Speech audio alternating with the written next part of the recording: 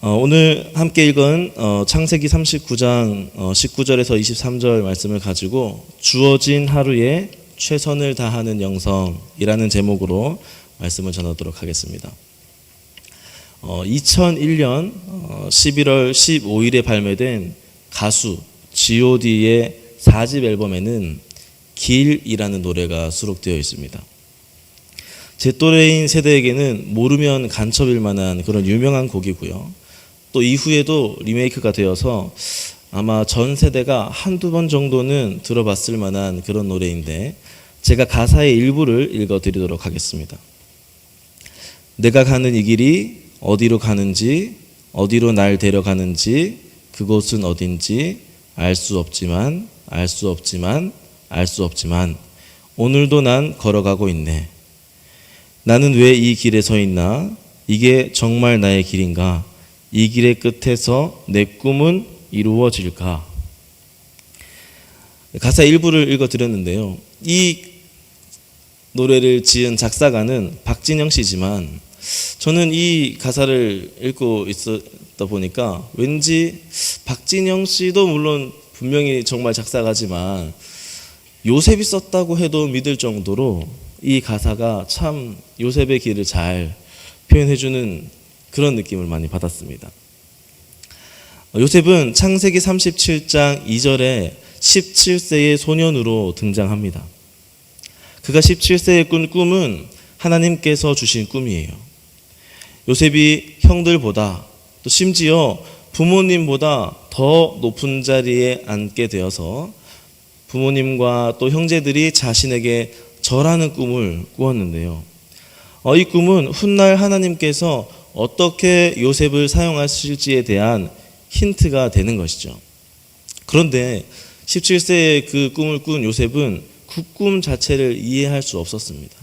그리고 이해한다 하더라도 하나님께서 이 꿈을 어떻게 이루어 가실지조차 아무것도 모르는 것이죠. 그 꿈의 의미조차 몰랐던 이 요셉은 이 꿈에 대해서 부모님들과 형제들에게 이야기를 해줍니다. 안 그래도 아버지가 요셉만 사랑해서 형들이 화가 나 있는 상태에서 요셉이 형들이 자기한테 절하는 꿈을 꾸었다라고 하니까 요셉의 형들의 인내심의 한계를 넘게 만들었습니다. 꿈 이야기 사건이 있은 후 어느 날 형들에게 아버지의 사랑을 독차지하는 그 요셉, 자신들의 잘못을 아버지에게 일러 바치는 그 요셉을 처리할 수 있는 기회가 찾아왔습니다. 그런데 형제들도 요셉을 미워하는 마음은 다 같았지만 요셉을 죽이니 살리니, 버리고 오느니 겁만 주느니 여러 가지 의견이 분분했지만 결국에는 요셉을 노예로 팔아버리게 되었습니다. 상인은 바로의 신하 친위 대장인 보디발 장군에게 요셉을 팔아 넘겨버렸습니다. 요셉은 하루아침에 귀한 아들에서 천한 노예가 되었던 것입니다. 요셉은 그곳에서 열심히 일했어요. 귀한 아들에서 천한 노예가 됐는데 신세 한탄도 정말 할 수 있고 여러 가지 원망과 절망, 심지어 우울증이나 여러 가지 그런 안 좋은 것들을 겪을 수 있었는데, 성경은 요셉이 그곳에서 정말 성실하고 열심히 일했다는 것을 보여줍니다. 그래서 보디발 장군의 신뢰를 얻어서 집안의 모든 것들을 감당하는 그러한 종 중에서도 높은 자리에 앉게 돼요. 그런데 요셉은 억울하게 또 누명을 써서 감옥에 가게 되었습니다. 아들에서 노예로, 노예보다 더 바닥이 없을 것 같았지만 노예에서 죄수로, 그의 인생은 점점 더 어두워져 가는 것처럼 보였습니다.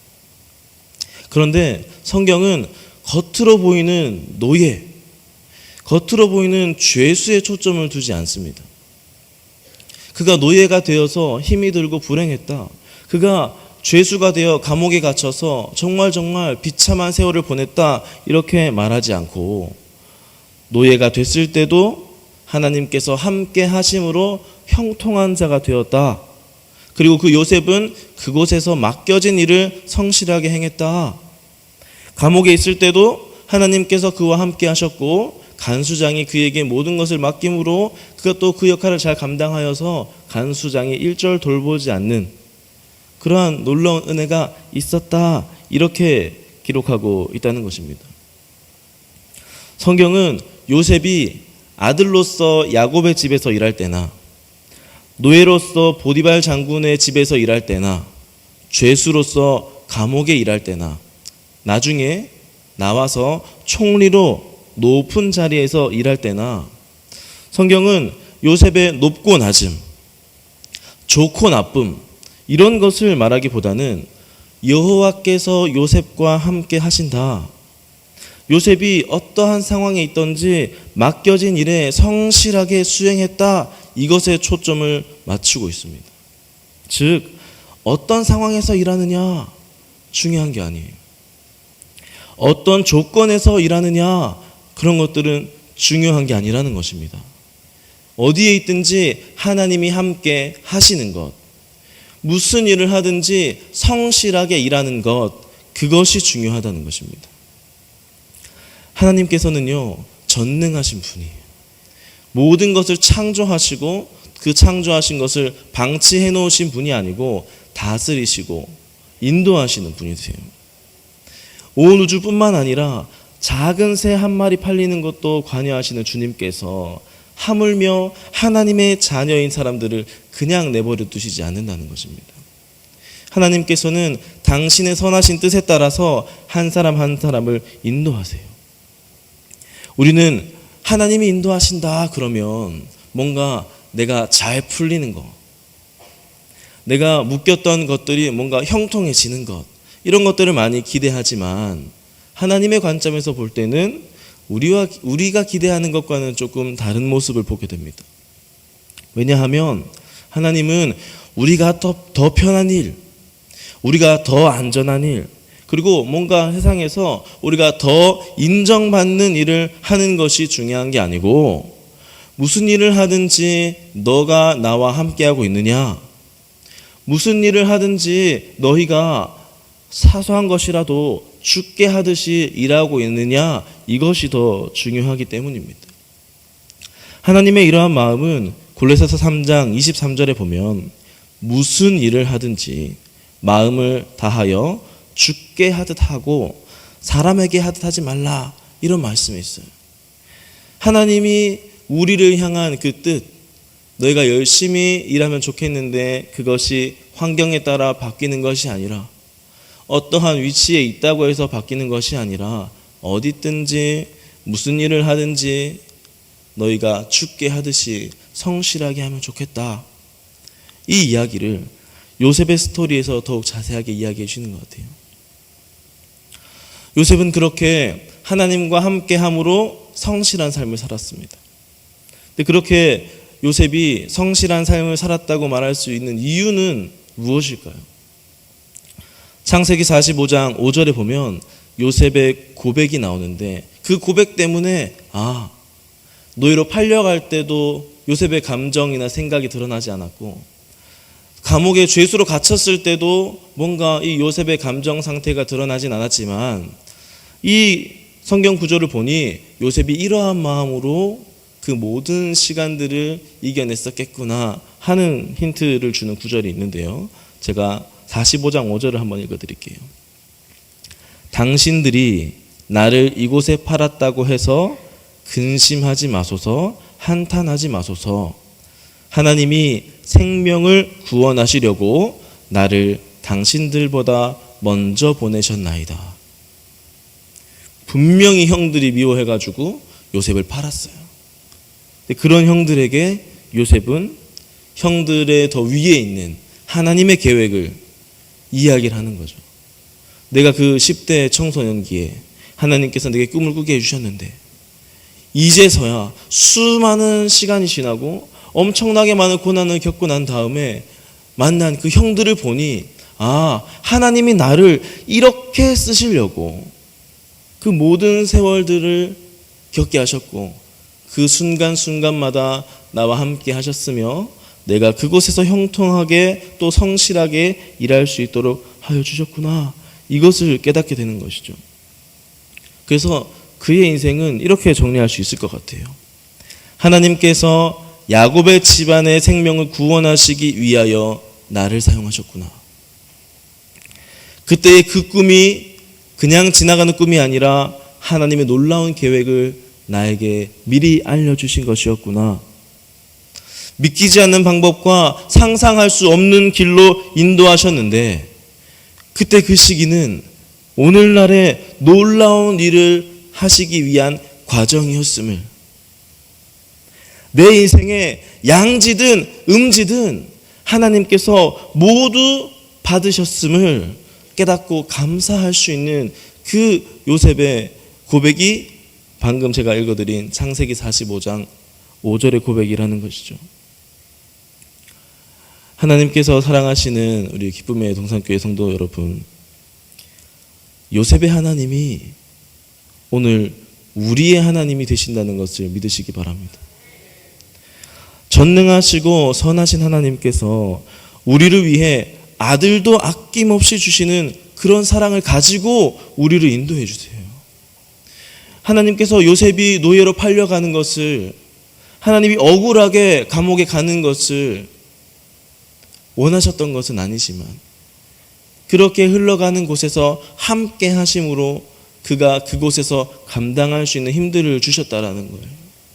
이것은 절대 변하지 않습니다. 요셉의 하나님께서 오늘날 우리의 삶에도 그렇게 각각의 인생들을 통하여서 하나님의 놀라우신 그 일들을 이루어 가실 거예요. 그 과정은요, 요셉이 아버지의 집에 살 때처럼 총리로 일할 때처럼 안정적일 수도 있지만 보디발의 집에서, 감옥에서 그렇게 있었던 것처럼 불안정할 수도 있어요. 근데 중요한 것은 뭐냐? 정말 우리에게 중요한 것은 안정적이냐 불안정적이냐, 인정을 받을 수 있냐 없냐, 더 좋냐 안 좋냐 이런 문제가 아니라 허락하신 시간 동안 부르신 곳에서 맡겨주신 일을 성실하게 하는 것, 그게 우리가 신경 쓰고 그게 우리가 기도해야 될 기도 제목이라는 것입니다. 하나님은 부족한 저를 목사로 부르셨어요. 초등학교 때 제가 목사가 돼야지 했는데 그게 이렇게 오래 걸릴 줄은 몰랐습니다. 대학 생활, 신대원 생활, 또 군대 생활, 이 동안 도대체 하나님이 왜 나를, 훌륭한 전도사님들, 목사님들 많은데 왜 나를 부르셨을까? 신학 시작하면서 계속 고민했는데 10년이 넘게 지난 다음에 목사 안수를 받았어요. 이제 안수를 받았으니까 돌이킬 수 없지 않습니까? 열심히 해야죠, 그죠? 그래서 열심히 해야지 하는데 안수 받은 지 3개월 만에 설에 고향을 내려갔는데요, 목회하시는 아버지를 보니까 와, 어떻게 저렇게 저 나이까지 목회를 할 수 있을까? 3개월밖에 안 됐는데 30년 뒤를 생각하니까 까마득한 겁니다. 갑자기 두려운 마음이 들었어요. 내가 잘할 수 있을까? 내가 아버지처럼 저렇게 건강하게 은퇴를 바라보면서 사역할 수 있을까? 엄청 두렵더라고요. 그래서 3개월 정도밖에 안 됐으니 물러도 괜찮지 않을까? 이런 생각을 하면서 두려워하고 있는데 기도 중에 하나님이 그런 마음을 주셨어요. 어떡하지? 나 못할 것 같은데 이러고 있는데 하나님이 내가 한다. 걱정하지 마라. 너는 하루씩만 힘내라 하시는 마음이 드는 거예요. 하나님께서는 한 사람 한 사람을 향한 놀라운 계획을 세우셨어요. 때로는 우리 삶에 펼쳐지는 그런 도전, 쉽지 않은 일들, 도대체 이 일을 왜 내가 겪어야 되는지 알 수 없어요. 지나고 알면은 감사하지만 지나도 모를 수도 있지 않습니까? 그런데 중요한 것은 무슨 일이 일어나든 내가 좋을 때이든 안 좋을 때이든 상관없이 우리가 무조건 기억해야 되는 것은 허락하신 기간 동안 부르신 곳에서 맡겨주신 일을 성실히 하는 것.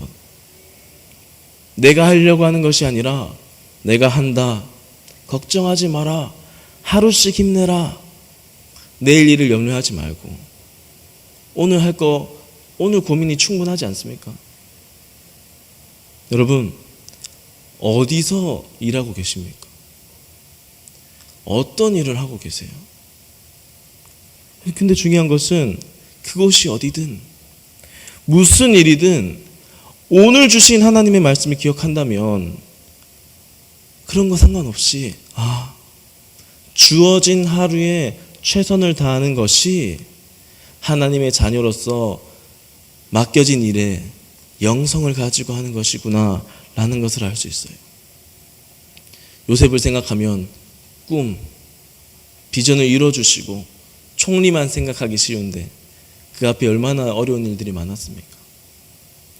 어두운 것이든 밝은 것이든 내 인생에 좋은 부분이었든 흑역사처럼 안 좋은 부분이었든 간에 하나님 그 모든 것을 받으신다라는 사실을 기억할 때